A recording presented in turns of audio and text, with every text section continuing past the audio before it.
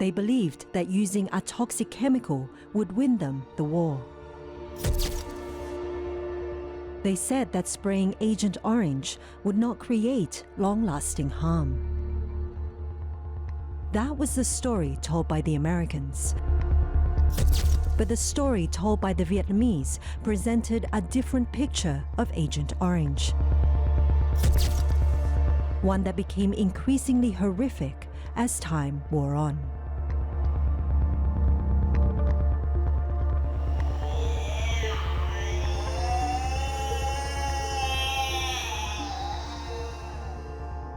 War.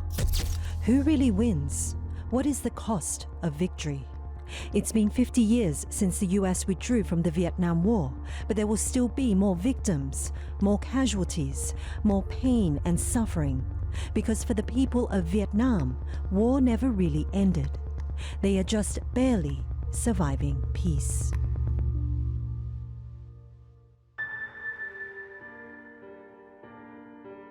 Peace. What does it actually mean? The absence of dissension, violence, or war?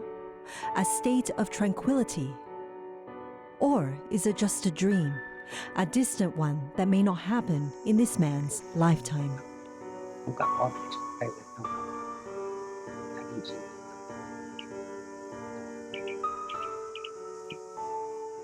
So Duc Sui stands over a cemetery he built behind his house for his 12 children, who all died soon after being born. He comes here every day to light incense, the smoke heavy with despair and immense heartache, more than anyone should ever experience in their life. He says he has no tears left to cry. There are extra plots next to the existing graves for where his daughters, who are still alive but very sick, will be buried. I asked him if he gave them names. He tells me, no names, just numbers. Tất cả gia đình là 15 đứa con, thì chết 12 đứa, rồi chôn ở đây. Còn lại hai cái vị trí này, thì còn 2 đứa sống ở nhà. Đây là đó. People in Vietnam believe that life is predestined. You need to bear it the way it evolves. It takes a lot of courage. But it's inconceivable to me how much courage Zo Duc Sui would have. How much courage his wife would also have. He takes us back to his home to meet his family. Echoes of laughter and the scent of innocence have long vanished from its walls, replaced with the lingering shadows of pain and sorrow. Tôi trong hoàn cảnh bị nhiễm chất độc da cam sau khi hoạt động ở chiến trường, thì lúc đó là đế quốc Mỹ dùng các loại bom, trong đó là có là bom chất độc, thì chúng là máy bay dùng chúng thả phù hết, và cây cối nó là sùng lại. He served as a North Vietnamese soldier during the war in areas heavily contaminated with Agent Orange, something he knew nothing about. But the war's continuing impact is no longer his alone to bear. Their first tragedy struck like a lightning bolt, but they held on to hope that one day they will be blessed with a healthy child. His wife would continue to get pregnant. Her thin, skeletal frame endured the constant trauma of bearing 15 children. The fate of all but one remained tightly held in tragedy's embrace. Khi tôi biết tôi bị nhiễm chất độc da cam, thì lúc đó, trước khi biết thì các con lúc đó là đã nhiễm rồi. Trước là con sinh ra 1-2 tuổi chết, rồi sinh ra chết, cho nên cũng biết là chất độc da cam. Biết bản thân bị chất độc da cam trước thì không đẻ nữa, đẻ nó chết, lo nó nhiệt. Only 3 daughters live today. Among them, one has cognitive disabilities, one has physical disabilities, and one is considered healthy. She got married, but their granddaughter was not able to escape war's wrath. Thì nó hay nè, chết trước mình, nhưng mà sợ nó chết sau thì vất vả lắm. War has robbed this house of everything: their children, the laughter, their hopes and dreams. He feels his children's spirits live on, but he fears for the future, a future where there is no one left to light the incense, no one left to keep his children's spirits alive.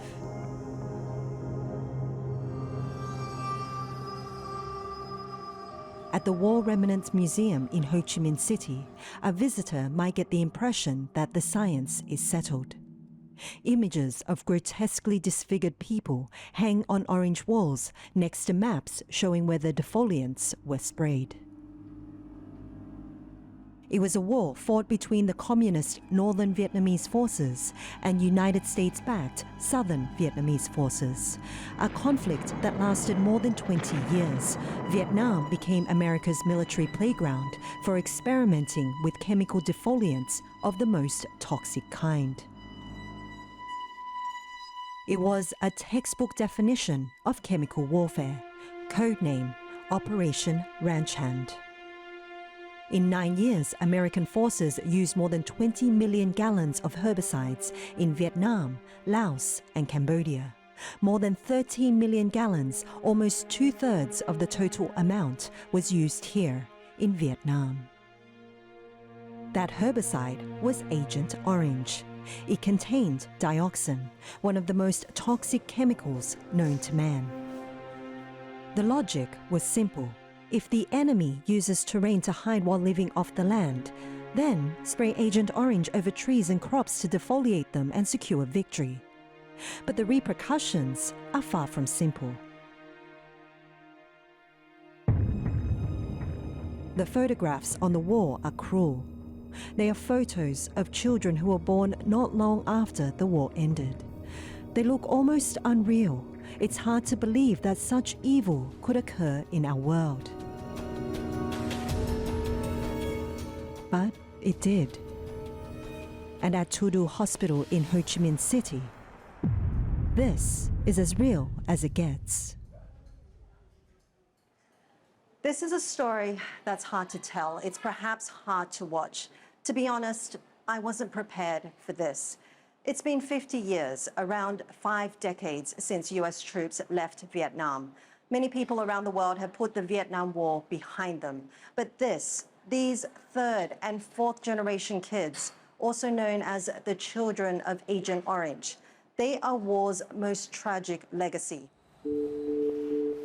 Phu Trum wasn't always immobile. Although her face displays classic markings that doctors here attribute to Agent Orange, she was still a happy girl. A brain operation resulted in more severe problems. How is she as a child? Is she happy, active? Yes, Is she funny? before she is very active, and she funny, talk with us. She can walk. Before she also has the brain problem, but it's not severe.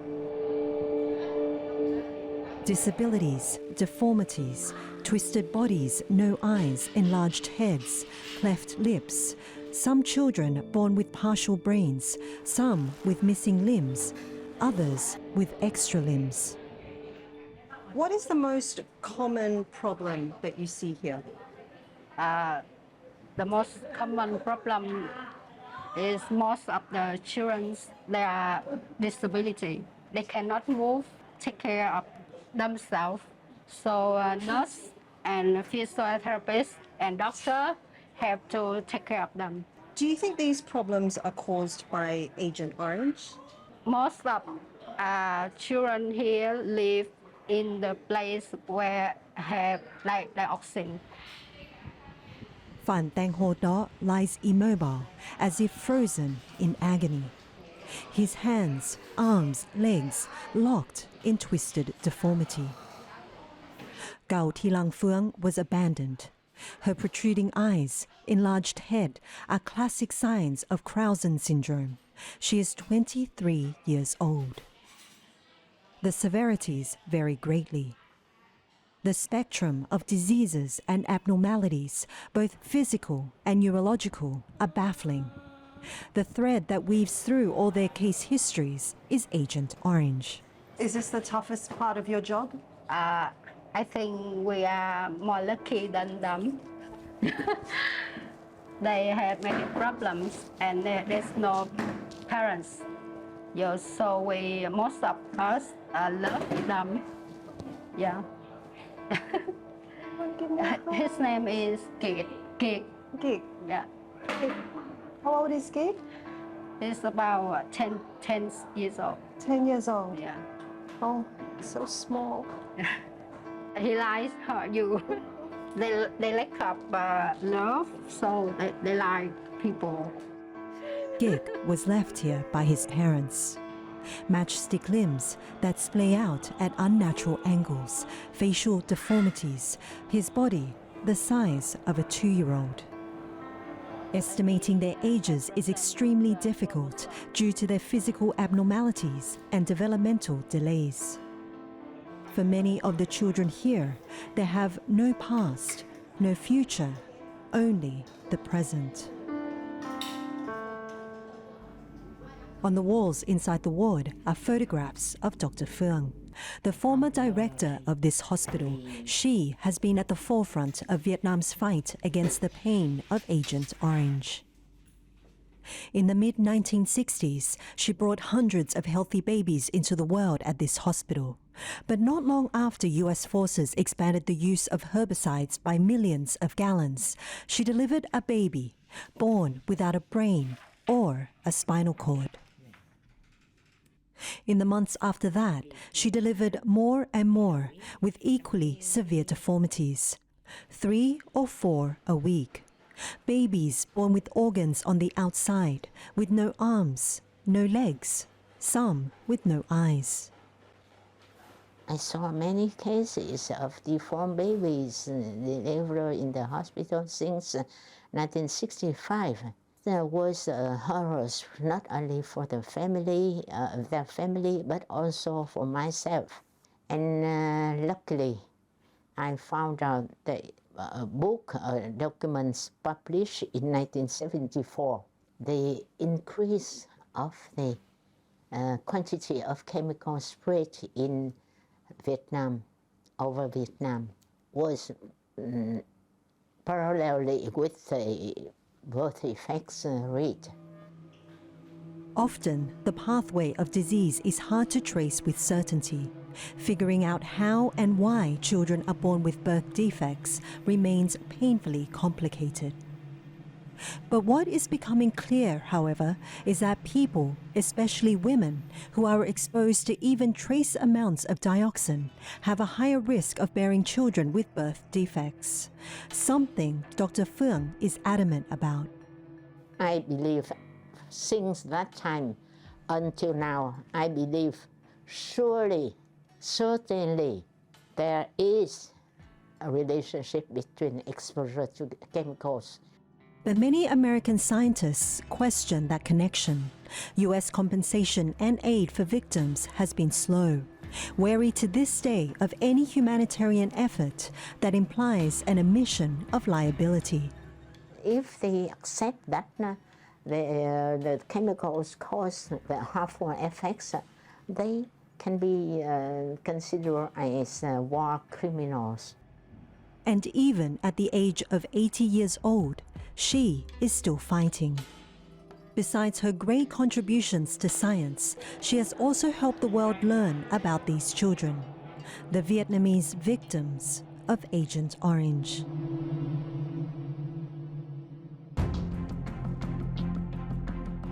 At the time of the war, no one could have imagined that their future children, their children's children, would suffer from war's consequences.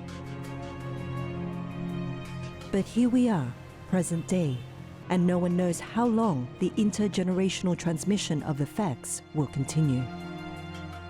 Đó là khoảng 4,8 triệu người bị phơi nhiễm. Trong đó có hơn 3 triệu người là nạn nhân của chất độc da cam.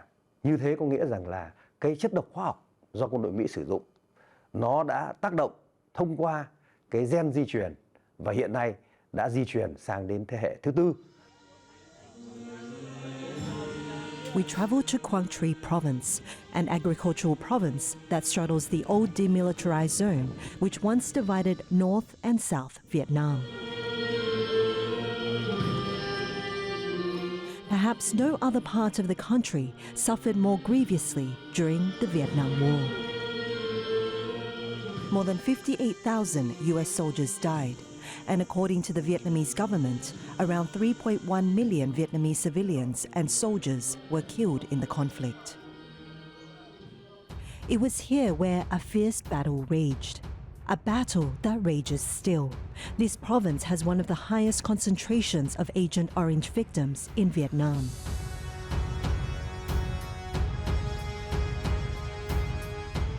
Agent Orange was sprayed everywhere in this part of the country, as if it was water. Healthcare here seems like worlds away from those in better served cities. For many in these rural towns, the cost of medical care is more than they can afford. To ease the burden for families, Buddhist nun Thich Nu Lien began providing free rehabilitation and physiotherapy to children with physical disabilities at her temple. For over 20 years, she has helped hundreds of children. Concerning is the rise in cases of children born with birth defects. Bởi vì những cái độ tuổi của các em chất độc da cam này nó không thọ trên 30 tuổi thì các em mắc. Tuy nhiên là nói về cái số tăng á thì nó cũng có tăng. Her temple has become a refuge for parents seeking solace in a world of suffering, for parents to pray for strength in a life filled with helplessness. Cái này là theo như sư cô được biết thì chiến tranh đã lùi xa là gần 50 năm rồi. Thế nhưng vẫn còn cái chất độc da cam, vẫn còn bom mìn. Nơi nào có bom mìn thì nơi đó ảnh hưởng chất độc da cam nhiều. Cho nên sư cô nghĩ rằng là tương lai thì khoảng 20 năm sau thì mới có thể hết được cái chất độc da cam. To many, that's an optimistic assumption. Scientists and environmentalists believe that Vietnam could see 6 to 12 more generations of victims. But why? Even with modern science and advancements in the medical field, what makes this chemical so difficult to eliminate?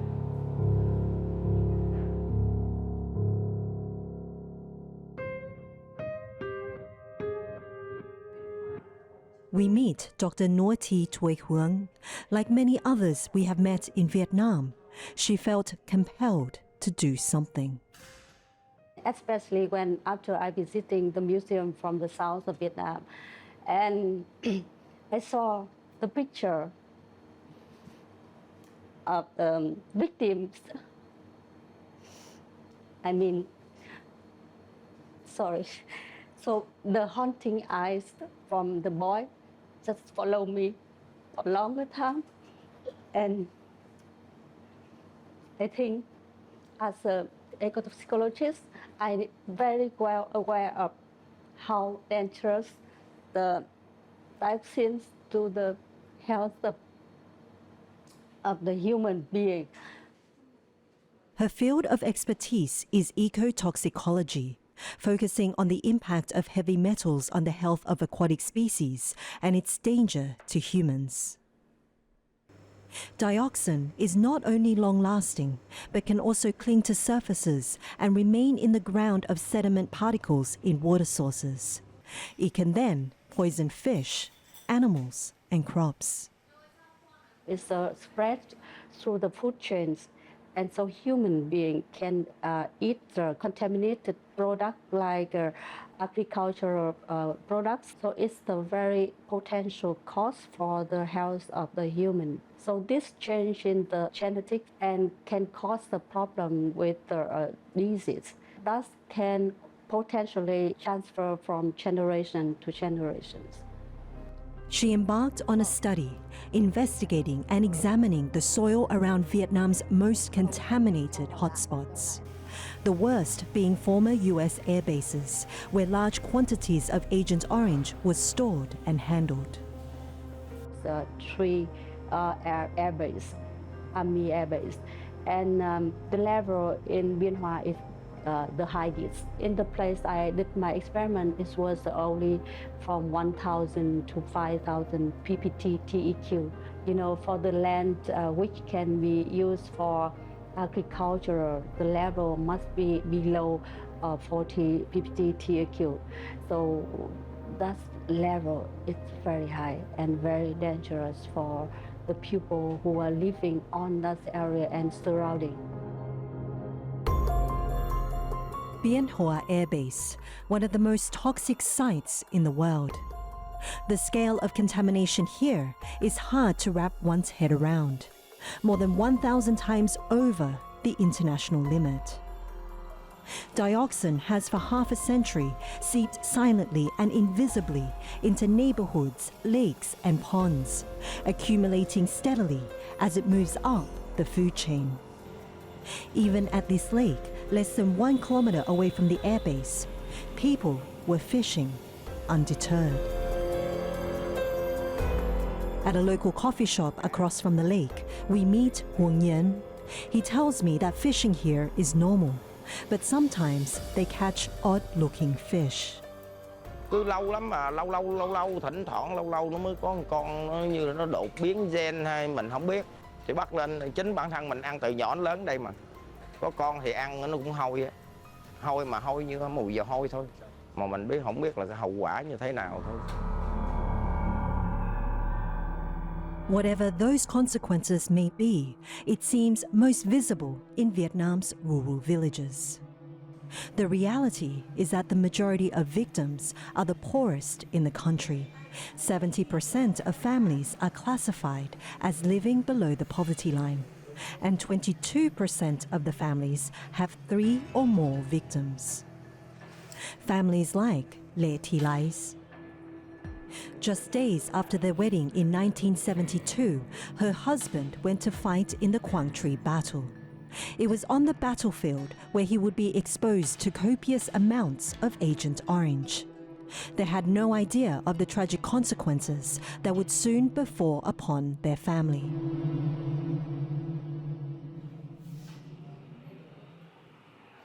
In this house, the silence is deafening. Her husband has hardly spoken a word in years. Perhaps the tragedies became too much.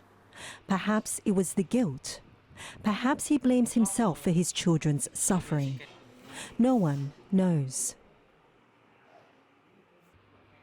There is an obvious emptiness in this home. The walls echoed the undeniable grief.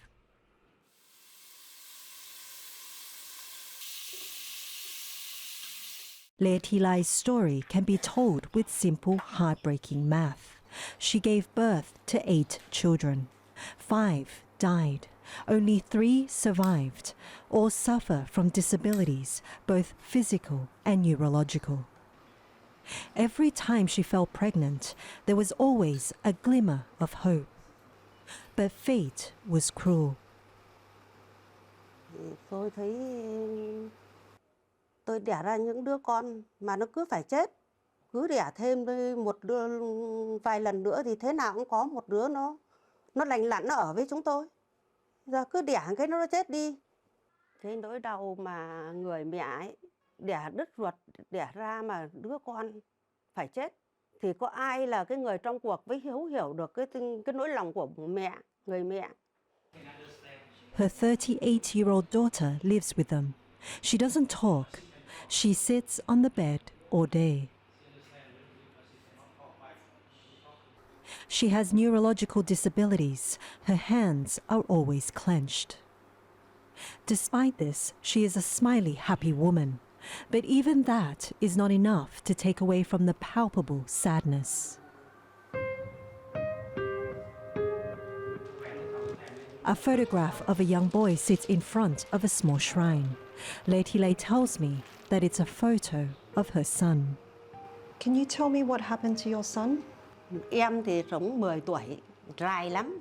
Nhưng mà không thể bế em lên được. Vì em bại não. Xong rồi chân tay co giật. Thế đến lúc 10 tuổi là đưa lên thì bác sĩ bảo không cứu được em nữa. Vì chất độc của em lúc bây giờ là không khỏi, là lên cơn giật. Bác sĩ túm vào cứu cháu cũng được. 10 tuổi. The agony of losing her son never left her. These moments are perhaps the most accurate way to measure the impact of war, not in politics, not in tanks lost or buildings destroyed, but inside these small rural homes, each inhabitant feeling its pain every day. That pain compounded by poverty, pockets of endless helplessness, where just living becomes a daily struggle. Just outside of Hanoi, we visit one of the country's largest treatment centers, providing medical support for victims of dioxin. Being in the north of the country, the Hanoi Dioxin Treatment Center is far removed from the intense spraying of herbicides that happened over southern Vietnam and the Central Highlands. But far as it may be, its impact knows no boundaries.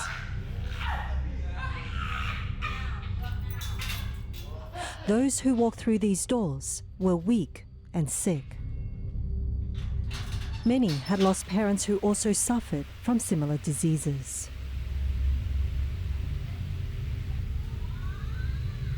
Not much is known about their family histories. Many spend the majority of their days in bed. Some just drift aimlessly. Some are prone to wandering off at night or harming others. Those patients are all locked up. For the majority of these people, this is the only home they will ever know. Ngay từ khi thành lập năm 2016 thì là 53, khi tiếp nhận ban đầu là 53 anh chị em nạn nhân. Và đến nay là 120. Hoàn toàn là 100% là con của người tham gia kháng chiến bị nhiễm chất độc da cam. Theo xu hướng là các gia đình sẽ khó khăn trong việc chăm sóc và sẽ gửi con em mình vào đây đông hơn. The ages of the patients here vary from 5 years old to 60 years old. That's 3 generations of victims, a stark yet somber reminder of the consequences of chemical warfare.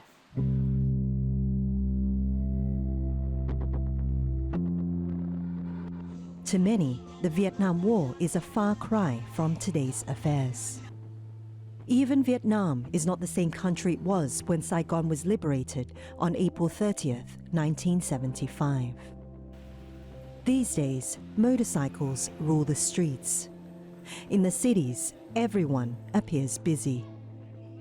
Skyscrapers encapsulate Vietnam's economic rise, where on these streets, commerce is now king. Its growing urban population is swelling, encroaching on simmering green rice fields that will soon be swallowed up by urban sprawl. The war can seem like a distant memory. It is true that Vietnam continues to grow as a country after the war, but it is still unclear whether recent developments can ever outweigh the human cost of war, the cost of victory. Agent Orange has become an incredibly complex problem. Its developments cut across multifaceted areas between diplomacy, politics, science, and humanitarian work. For the Vietnamese, though, it's not complex at all. It's one big tragedy made up of millions and millions of smaller tragedies.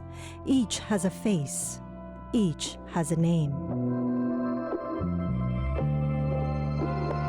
Each deserving of answers, solutions, admissions, of assistance, of justice, because 50 years on, they continue to wait.